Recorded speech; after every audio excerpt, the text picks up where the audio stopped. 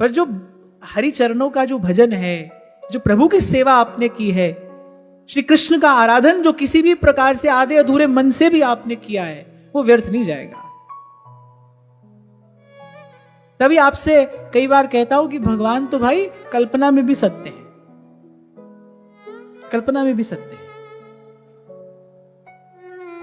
आप बैठे बैठे ख्याली पुलाव पकाते हो, ऐसा हो जाता है, वैसा हो जाता है, ऐसा हो जाएगा, वैसा हो जाएगा।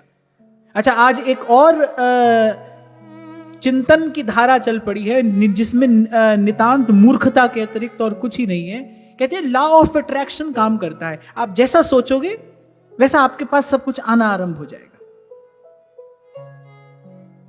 चलो मान लिया, जैसा आप सोचोगे वैसा आपके पास सब आना आरंभ हो जाएगा। अब ये कौन बताएगा तुम अच्छा ही सोचोगे? मन को सदा अच्छा ही कौन सोचना सिखाएगा? मन तो अच्छा भी सोचेगा, मन तो बुरा भी सोचेगा। फिर अगर जो तुम सोच रहे हो वही तुम्हारे पास में आएगा, फिर जब मन बुरा सोचेगा तो उसके लिए भी तैयार रहना, फिर उसके लिए भी तैयार रहना चाहिए।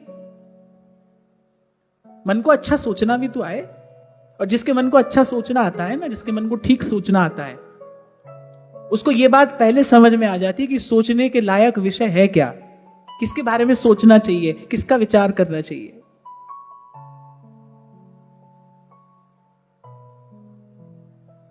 मैं मानता हूं कल्पना की शक्ति कुछ है, मैं मानता हूं कि चिंतन करने से, विचार करने से अंतर जगत में एक शोभ होता है, पर उस चिंतन का सदुपयोग होना चाहिए ना, उस विचार शक्ति का सदुपयोग होना चाहिए।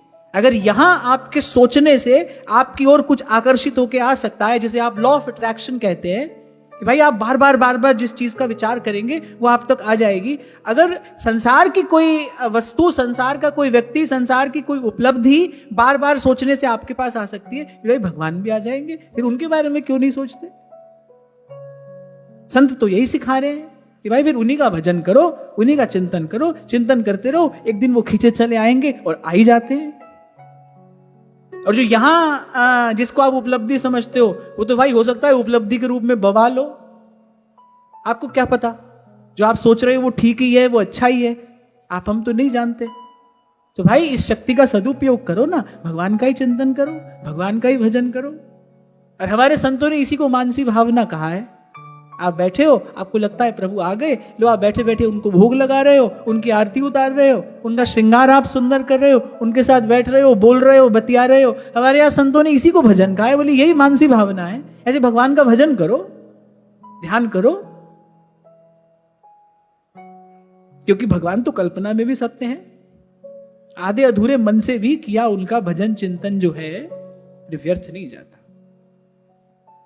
ध्रुवदास जी कहते हैं, अरे खेलत हंसत अजान कैसे हूं हरि को भजे, खेलत हंसत अजान, अरे तोहू को दे देते हैं उत्तम गति भगवान। श्रीमद् भागवत कहती हैं, हंसते हुए, खेलते हुए, अरे और तो और पांव फिसलते भी अगर कोई मुख से हरि नाम का, राम नाम का उच्चारण कर लेता है, फिर उसका मंगल हो जाता है, कृतार्थ हो जाता है। नाम की शक्ति है, नाम की महिमा है। कहने का, सारी बात कहने का तात्पर्य यह है कि भाई जीवन की गाड़ी को सही मार्ग पर, सही दिशा में लाने के लिए और फिर आगे बढ़ाने के लिए आपको प्रयास करना पड़ेगा। और इसी के लिए आपको मनुष्य का जन्म मिला है, इसी के लिए यह श्रेष्ठ शरीर मिला है, इसी के लिए मन है, बुद्धि है, इसी के लिए विचार की शक्ति है। इसका सदुपयोग करना, सही दिशा में आगे बढ़े जीवन हमारा। हमारी गति भले बहुत अधिक ना हो, हमारी गति में तीव्रता भले बहुत अधिक ना हो, पर हमारी दिशा ठीक होनी चाहिए, जीवन सही दिशा में आगे बढ़े।